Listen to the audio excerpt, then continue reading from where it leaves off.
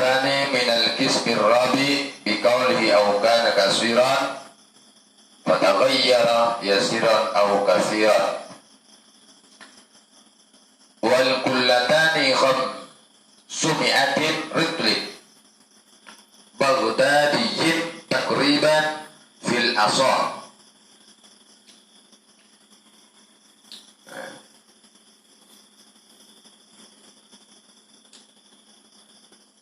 والكلتان 500 رطل بغدادي تقريبا في الأصح فيها.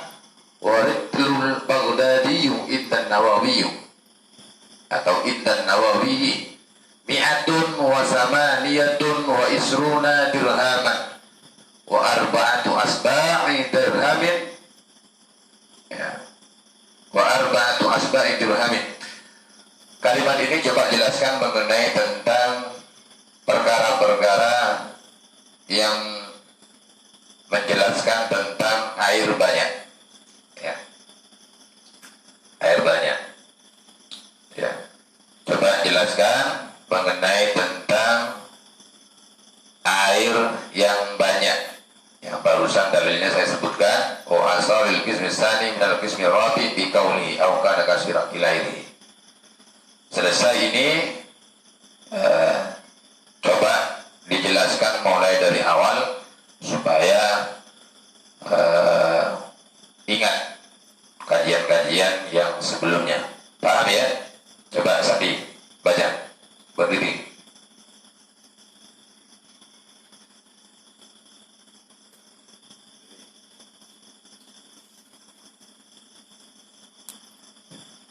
Bismillahirrahmanirrahim. Penjelasan tentang air banyak. Air banyak adalah air yang disebut dengan 2 kullah ke atas, dan air 2 kullah bisa berubah sebab terkena sesuatu, baik berubahnya itu sedikit atau cukup banyak. Mengenai tentang ukuran 2 kullah, 2 kullah yaitu air yang mencapai ukuran 500 kati yang ada di negeri Baghdad, yaitu ibu kota Irak. Dan ini merupakan pendapat yang sangat sahih yang sangat kuat. Adapun menurut pendapat atau pandangan Imam Nawawi, seorang ulama besar, bahwa 1 kati Baghdad yaitu sama dengan 128 dirham lebih 4/7 dirham. Dan sebagian ulama mengatakan bahwa ukuran air 2 kullah, kalau kita membuat 1 kotak atau 1 bak yang memiliki ukuran lebar dan kedalamannya panjang dan ketinggiannya yang sama-sama memiliki ukuran 60 cm, panjang 60 cm, tinggi 60 cm, lebar 60 cm, dan kedalamannya 60 cm. Kemudian bak tersebut diisikan air sampai penuh sesuai dengan ukuran tersebut, maka itu dinamakan air yang sudah mencapai ukuran 2 kullah.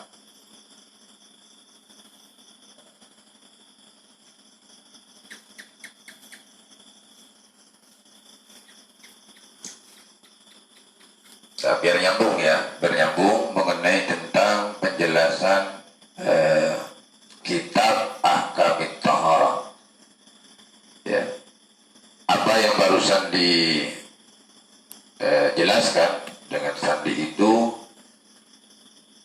adalah penjelasan dari kitab Ahkamit Taharah.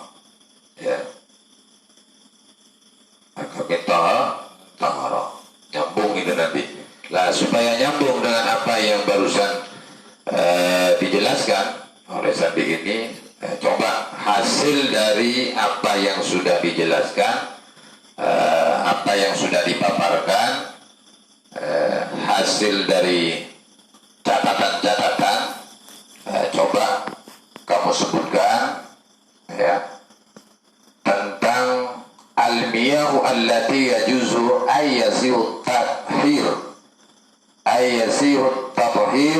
biha sab'u miyahin ma'usara'i ayyin nazilu minha wa huwa al-matar wa ma'ul bahr ayil milhi wa ma'un nahr, ya, ayil uluwi wa ma'ul bi'ri wa ma'ul aini wa ma'ul salji wa ma'ul barak atau wa ma'ul bardi. Wa yajtabi hadhihi sab'ati qawlu ma nazala minas sama'i aw naba'a minal ardi ala ayyi sifatin min aslil khilqah. Kalau di dalam kitab Baijuri itu min aslil khilqah, atau disebutkan dengan kaidah ma nazala minas samai aw naba'a minal ardi fi ayyin suratin khuliqat, fi ayyi suratin khuliqat. Ya, coba jelaskan ya mengenai tentang macam-macam air. Ya, macam-macam air yang bisa kita gunakan, yang dapat kita gunakan untuk bersuci, untuk kita gunakan mandi, baik menghilangkan hadas kecil maupun hadas besar. Di situ sudah saya jelaskan, sudah saya paparkan di segmen-segmen kemarin. Coba diulang lagi, dibaca lagi apa yang sudah dicatat atau hasil dari pencatatan itu, hasil dari apa yang sudah Anda tangkap dari apa yang saya sudah jelaskan, apa yang sudah saya paparkan. Tentunya kalian sudah mencatatnya, ya. Anda sudah punya, maka saya ingin mendengar hasil rangkuman-rangkuman dari apa yang sudah saya paparkan. Ya, nanti gantian nanti. Sekarang Sandi, besok siapa? Hati-hati ya. Siapa yang nggak nulis nanti bisa kelihatan itu. Ya, paham semua? Kalau nanti takut misalnya nggak tahu, nggak apa, nggak ngerti misalnya, ya pakai buku. Ya, pakai buku di mana Anda itu mengaji, bawa buku, bawa pena, tulis apa yang sudah saya jelaskan, ya, supaya lebih kuat daya pemahamannya, daya penangkapannya dari sisi apa yang sudah saya jelaskan itu lebih mudah untuk disaring, lebih mudah untuk dimengerti, lebih mudah untuk dipahami. Paham ya? Coba jelaskan mengenai tentang al-miyahul lati yajuzu ayyazihu tadhiru sampai air itu dibagi dua macam. Ya, tadi ada air sedikit, ada air 2 gula air. Paham ya? Itu nanti nyambung itu. Coba berdiri.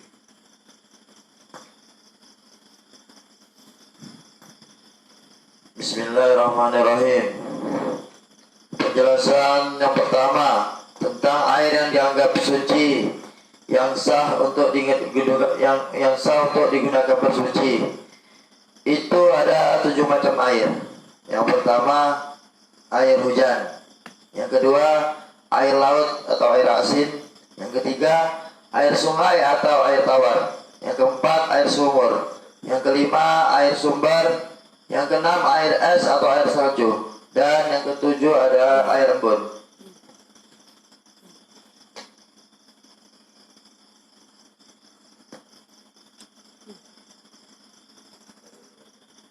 Setelah itu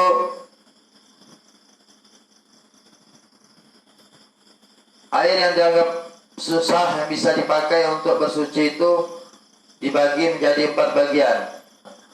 Yang pertama adalah air mutlak. Air yang suci dan mensucikan sekaligus berfungsi untuk membersihkan.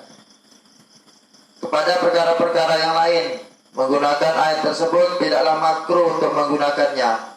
Dan air tersebut lepas dari qaid atau batasan yang mengikat dalam segala keberadaannya. Jadi, air yang suci dan mensucikan tersebut dinamakan air mutlak. Dan air mutlak bisa jadi qaid, yang bisa lepas waktu-waktu, yang tidak bisa membawa akibat apa-apa. Seperti contohnya air sumur. Air sumur. Air sumur yang ada di dalam keberadaannya sebagai air mutlak. Yang kedua, air yang dihukumi makruh.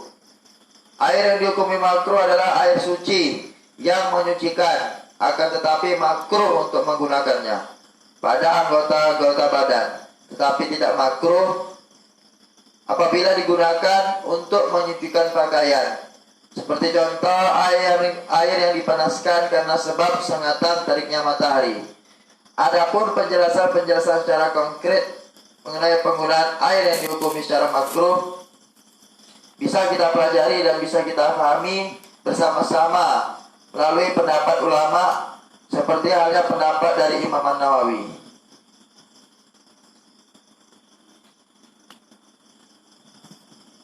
Baru selanjutnya ada yang dinamakan air musta'mal. Air musta'mal adalah air suci tetapi tidak dapat menyucikan pada perkara yang lain. Seperti halnya untuk kita gunakan menghilangkan hadas atau perkara-perkara najis. Dengan catatan air tersebut tidak berubah dan tidak bertambah kadar beratnya dari asal mulanya, yakni sebelum dipakai. Baru yang terakhir ada air suci yang terkena najis yang tidak mahfuz secara hukum, maka air najis tersebut terbagi menjadi dua bagian. Yang pertama, air sedikit yang dari ukuran 2 kula, di mana air tersebut kemasukan barang najis, baik airnya berubah ataupun tidak. Tetapi dalam hal ini ada pengecualian. Contoh, apabila ada air sedikit yang kemasukan perkara najis seperti bangkainya binatang yang tidak mempunyai darah, yang mengalir ketika sedang dibunuh atau sedang dibelah sebagian anggota tubuhnya seperti hewan lalat, semut, dan lain sebagainya, maka air sedikit yang kemasukan bangkai binatang tersebut hukumnya ma'fu atau dimaafkan secara hukum, dan airnya suci jika bangkai binatangnya tidak dimasukkan secara sengaja. Tetapi sebaliknya, jika bangkai binatang tersebut mempunyai darah dan mengalir ketika dibunuh atau dibelah sebagian anggota tubuhnya, seperti contoh bangkainya nyamuk, bangkainya cicak, bangkainya hewan tinggi dan lain-lain sebagainya, maka air tersebut hukumnya najis, baik bangkai binatang tersebut masuk ke dalam air secara sengaja ataupun tidak sengaja, dan tidak bisa merubah keadaan air ataupun merubah keadaan air tersebut, dan maka hukumnya najis.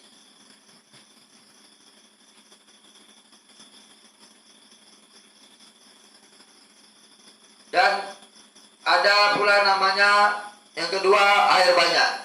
Air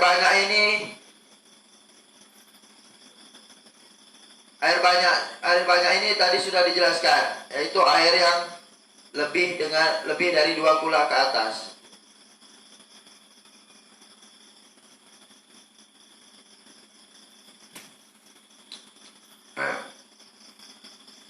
Itu hasil dari kajiannya, apa yang sudah dipaparkan, ya. Anda catat, Anda tulis.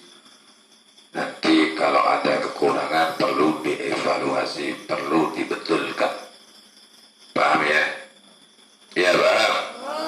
Ini bagian yang berdiri, ini bagian yang ngantuk-ngantuk ini. Bilal berdiri. Bilal berdiri. Irfan berdiri. Fadil berdiri.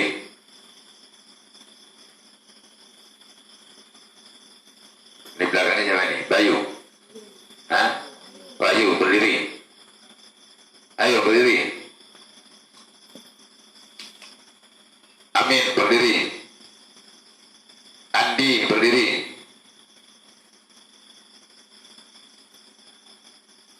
Bacan berdiri.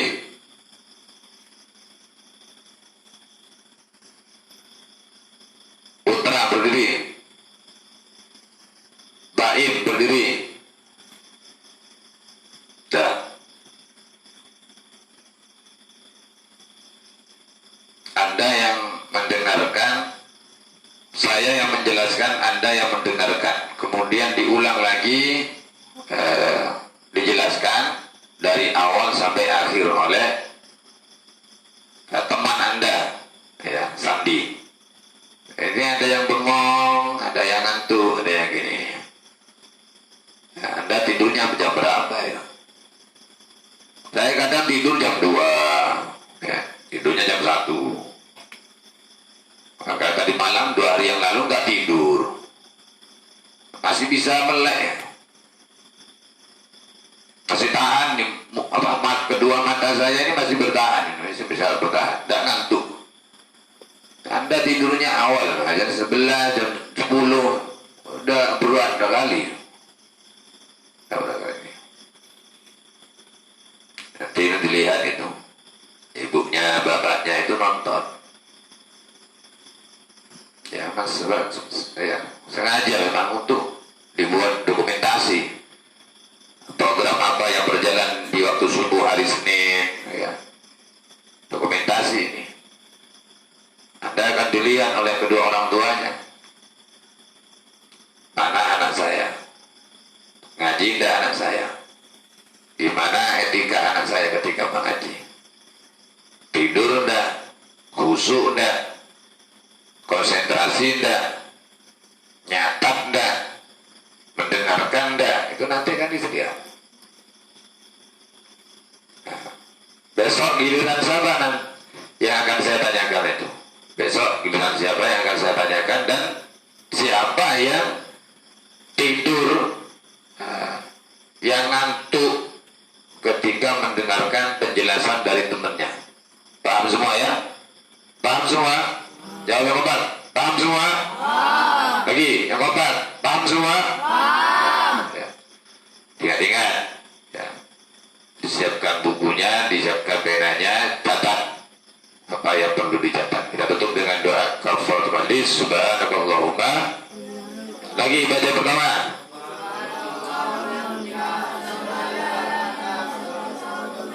Quran dibaca yang kompak dan serempak. Yang tidak baca, mulutnya yang tidak bergerak, saya kasih mikrofon untuk Anda, ya, agar Anda membaca pakai mic.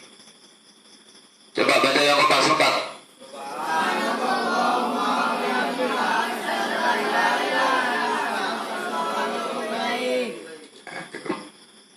Assalamualaikum warahmatullahi wabarakatuh.